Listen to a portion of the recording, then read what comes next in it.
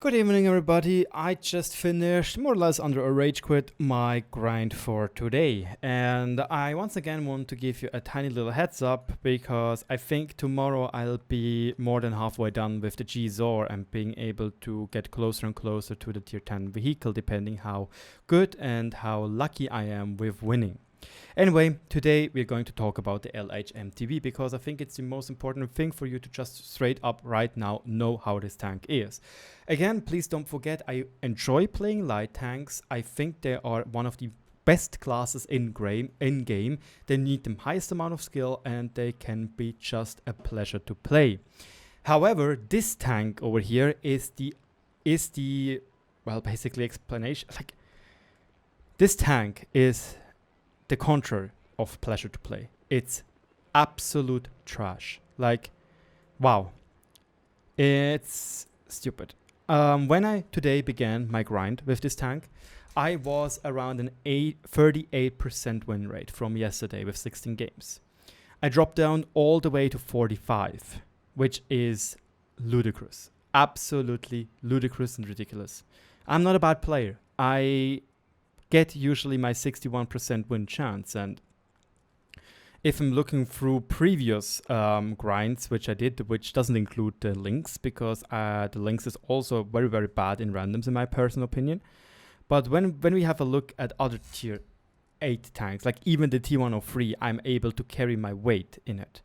Even the LT432, well, okay, it's a little bit over the top because LT432 is an incredible strong tank. But sadly, there aren't really recent-ish grinds I had. Maybe you can counter Pershing, which was some time ago. Maybe you can take the ISM, which is an absolute trash tank as well. But yeah, the LHMTV. My goodness gracious, this fucking tank, it's garbage. It's absolute garbage. In 56 games, I was able to get 70% of gun mark. You can see I have 2,500 combined damage in it. 2,600 is needed for the gun mark at the moment. I most likely think that this is going to drop. 56 games, 52% win rate is so below the average I usually have with this tank. So let's start with the good thing about the two good things about this tank. It has great penetration and it has good concealment. It's not decent, it's good. That's it. That's anything. Like, everything else you can't talk good. DPM, absolute trash. Accuracy on the move, ridiculously stupidly bad. Aim time, way too long for this stupid accuracy on the move and turret traverse. Accuracy in general, still fucking trash. Because you aim for way too long for having such an inaccurate gun and the accuracy is not there. And again, DPM, non-existent. It gets eaten alive by anything which has HE, aka EBR, aka artillery. Power to weight ratio, garbage. Although I have to say I actually have now the big engine after getting the GSOR because the big engine is the stock engine of this GSOR. But I played it with the stock engine. It's crap. 63 kilometers per hour top speed is bad. 23 kilometers per hour backward speed is also super bad. And fuel range, 380 meters. It's crap. Do not bother with this tank. The only redeeming feature, again, is the good shell penetration. Another thing you might also forgot, oh yeah, right, it has 25 shots. So even if you want to carry, even if you try to carry, you simply sometimes just run out of shells.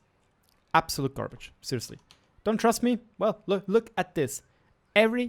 Most of the tier 8 light tanks, even the Senlek over here. Please keep in mind the LHMTV has worse DPM than the Batchat 12T.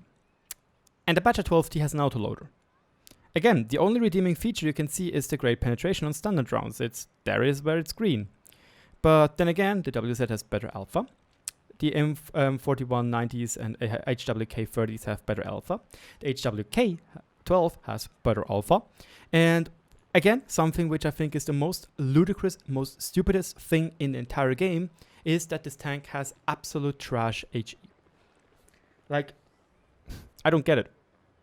I genuinely don't get it. Why? Why do those tanks need to be castrated? Like, it's not funny, to be honest. I don't get it. Why are they so hard castrated?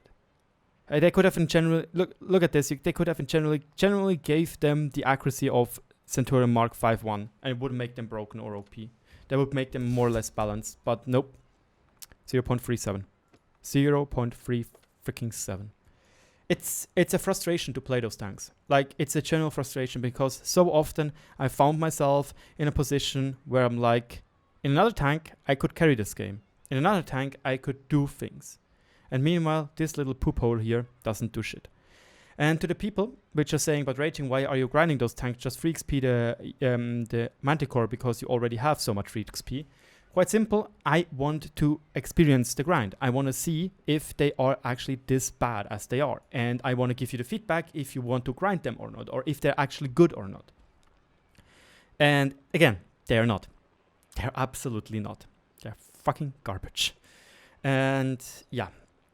Again, the tier 7 one, the setter, it can work. It needs working himself. Like, give it 150 alpha, give it 200 HE damage, and I think that would make this tank more or less decent. Like, I had fun in this tank. It's not like, oh my god, it's fucking amazing fun, like I have in the EBR 90, but it's fun. Like, it's not bad. It's not absolute trash like the tier 8 is. Another thing which I think a lot of you people might forget about this tank, and it just struck me when I was playing the GSOR. The GSOR is definitely upgrade from the LHMTV. Not in the DPM department, but in general, because it has actually a decent kind of fuel range. But it's still bad compared to other tier 9 light tanks. But this is a topic for a different day. The LHMTV has 10 degrees of gun depression, which is great. It has 15 degrees of gun elevation over here, but as soon as you go to your back, you have 4. You might be saying, but Raging, usually you are constantly, well, you don't really use gun elevation. But 4.4 degrees is a frustration pure, because usually you drive in the back because, well, I don't know, you don't really want to get hit or something. Like, you want to be fast away, because obviously you can't reverse fast with 23 kilometers per hour, which is again poo-poo. It might, I don't know, compare, we can quickly have a look comparing it to those tanks here. Yeah, Zama 24, but he has the worst top speed, by the way, 63 kilometers per hour, and you feel it. I had many games where I simply couldn't go into a position I wanted to go because other tanks were faster. And I'm not talking here about EBRs or Lynxes. I'm talking about the standard light tanks. Yeah. It's frustration pure. And again, this gun elevation issue is so freaking 8. Like, it's annoying. The tier 9 tank has it a little bit easier. Like, the tier 9 tank actually feels great to drive when you're needing gun elevation. Like, you sadly can't really see it here, but you have 45 degrees of gun elevation. Like, the gun on the GSOR roughly goes up like this. Like, it feels great after you're felt restrained and castrated by LHMTV. Yeah. I don't really know what to say else about this tank. And I generally think if you're going to play this tank in frontline, I have to say, you poor soul. Because I'm going to laugh at you. I'm going to laugh at you and make you my little bitch in my EBR. Because that's what is going to happen when you're playing this tank in frontline. I'm sorry, but that's it. And please don't forget, like, this tank, he gets 1. He just gets 1 of those nice reserves for frontline. 1. Not 2, not 3, 1. Yes, that is stupid. Because this tank, from all tanks, I would genuinely think for frontline, this tank should get 3 reserves. From all light tanks, this tank deserves it. Because otherwise he has no chance. Like, no, you don't have a chance. Again, just keep in mind that anything on tier 8 has better DPM than you have. Anything. Okay? And I'm not entirely sure, but maybe Okay, no, this tank doesn't have more DPM. Okay, I thought this tank could have the chance of having more DPM. And it's a British light tank. No, seriously, somebody wrote from you on the comment section to my setter review or setter video that they were looking forward to play this tank, and because they were on this tank. And I have to say, I'm so sorry, because the tank looks amazing. Like, it looks like a fun tank. Like, it looks like a great tank. And it even needs just a tiny touch of tuning. Then it would be a fine and a cool tier 7 light tank. And I'm probably still going to play it occasionally when I have a crew ready. But this garbage pile of poop, no. This tank needs a lot of work. Again, it needs a quicker aim time, it needs a more accurate gun, and it needs hash. That's it. That would make this tank much more compelling to use and much more fun to use, because then you have something you can fight off those EBRs, those anythings, and you have a snappy gun. In general, all those light tanks of the British tank line, they need hash and they need a freaking gun which is snappy at aiming in, because they have so poop accuracy on the move. Oh yeah, maybe give them a little bit more top speed, because just FYI, I'm sorry for taking the piss right here, Wargaming, but just for your information, you do know that if you want to passive scout, you should get into a good position in the beginning of the battle so you can use your binos and use your camo net. But the problem is when you're just 65 kilometers per hour fast, which is the slowest on all tier 8 tanks, light tanks, well, then you have a big problem. Because most other lights will be faster in your position. And they're probably going to outspot you because you were just driving into it. Fun and engaging. Yeah. Anyway, today at least I got a little bit more lucky with wins. I had 10 victories from 18 games. Excuse me, this was the wrong tank. Uppsala, my bad. I had 23 wins of 40 games, which is still atrocious if I'm knowing my personal win rate in general.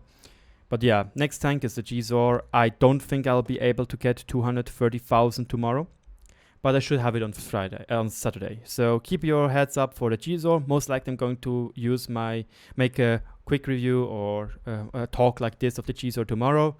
But it makes things better than the LHMTV, but still, as soon as you have like any other tier 9 light tank is going to, they're going to make you your little bitch.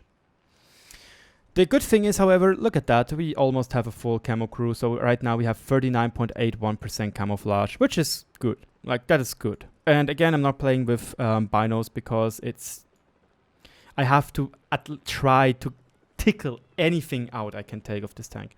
The only real thing you could think about is maybe taking in binos for your optic, for your vents.